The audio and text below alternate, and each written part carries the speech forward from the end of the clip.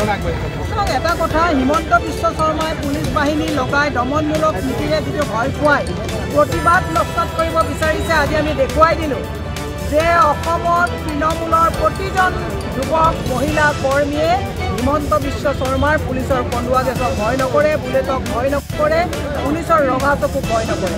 আমি গণতন্ত্ৰক বিশ্বাস কৰোঁ, সংবিধানক বিশ্বাস কৰোঁ। আমাক সংবিধানে এইটো ক্ষমতা দিছে, অধিকাৰ দিছে যে আমাৰ যেতিয়া ন্যায্য প্ৰাপ্যত আঘাত হ'ব আমি প্ৰতিবাদ কৰাৰ আমাৰ অধিকাৰ দিছে। আজি স্মাৰ্ট মিটাৰৰ কথাটো পুলিচৰ ৰঙা চকু দেখুৱাই বন্ধ কৰিব নোৱাৰিব। দৈনিক ধাৰত অসম কঁপকাবলগীয়া অৱস্থা হৈছে। তেওঁ পুলিচক মোতায়েন কৰি বেৰিকেড লগাই ধাৰ লৈ আমাক কংকাল এখন অসমলৈ লৈ যাব, এই কথা তেওঁ কেতিয়াও আমাক পহাৰাব নোৱাৰিব। হিমন্ত বিশ্ব শৰ্মাই যদি ভাবিছে যে হাউচ এৰেষ্ট কৰাই মানুহৰ পৰা মোবাইল কাহিনী হিমন্ত বিশ্ব শৰ্মাই যদি ভীতিগ্ৰস্ত কৰিব ভাবিছে, মৃদুলে প্ৰাণ দিয়াৰ পিছতো হাজাৰ মানুহ ওলাই আহিছে, বুলেটলে কন্দুৱা গেছলৈ ভয় নকৰে। সেইকাৰণে হিমন্ত বিশ্ব শৰ্মাক কৈছোঁ ৰাজধৰ্ম পালন কৰক, ভয় আৰু ভীতিগ্ৰস্ত কৰিব। অসম পুলিচ আপোনাৰ নহয়। সেইদিনাখনেই তেওঁৰ নিজৰ নৈতিক দায়িত্বৰ পৰা ফালৰি কাটিছে, যিদিনাখনেই তেওঁ কৈছে ঐ DC, ঐ মোৰ পুলিচ, ঐ সাংবাদিক, তহঁতে বাতৰি পৰিৱেশন কৰিলে তোৰ মালিকক কৈ দিম। সেইদিনাখনেই অসমৰ গণতন্ত্ৰক হত্যা কৰা হৈছে। সংবিধানক শপত খাই যিজন মুখ্যমন্ত্ৰীয়ে দায়িত্ব লৈছে তেওঁ নিজৰ নৈতিক দায়িত্ব পাহৰি গৈছে।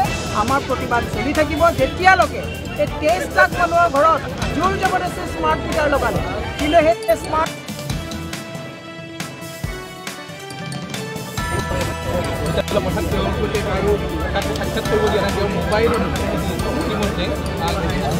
হিমন্ত বিশ্ব শৰ্মাৰ এইটো নতুন কথা নেকি? ৰাহুল গান্ধী ডাঙৰীয়াই যেতিয়া ন্যায় যাত্ৰা কৰিছিলে তেওঁ তেনেকৈ পাৰ্মিশ্যন দিয়া নহ'ল, কিন্তু তেওঁলোকে প্ৰত্যেকটো ৰাস্তাত পাৰ্মিশ্যন পায়। আজি সৰ্বভাৰতীয় যুৱ কংগ্ৰেছৰ সভাপতিজনক ইয়াত আহিছে, তেওঁক ইয়াত কোনো বৰণাস্ত্ৰ লৈ পেলাই অহা নাই।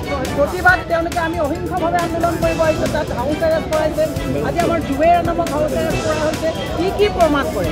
হিমন্ত বিশ্ব শৰ্মাই ভয় খাইছে, তেওঁ জুলুঙাৰ মেকুৰী বাজ হ'ব, ধাৰত পুত খুৱাইছে, অসমক লুণ্ঠন কৰিছে, তেওঁ পৰিয়ালৰ সা সম্পত্তিৰ কথাবিলাক বাহিৰ হৈছে। এই কথাবিলাকক যাতে আমি বাহিৰলৈ লৈ যাব নোৱাৰোঁ তেওঁৰ কাৰণে পুলিচৰ ৰঙা চকু দেখুৱাইছে। কিন্তু অসমৰ কংগ্ৰেছে যেতিয়া পৰ্যন্ত তেওঁৰ দুৰ্নীতি বিচাৰ নহ'ব, যেতিয়া পৰ্যন্ত স্মাৰ্ট মিটাৰ বন্ধ নহ'ব, যেতিয়া পৰ্যন্ত অত্যাৱশ্যকীয় সামগ্ৰীৰ মূল্য বৃদ্ধি ৰোধ নহ'ব, যেতিয়ালৈকে অসমীয়া মাধ্যমিকৰ বিদ্যালয়বিলাকক পুনৰুত্থান কৰা নহ'ব, তেতিয়ালৈকে আমাৰ প্ৰতিবাদ চলিব।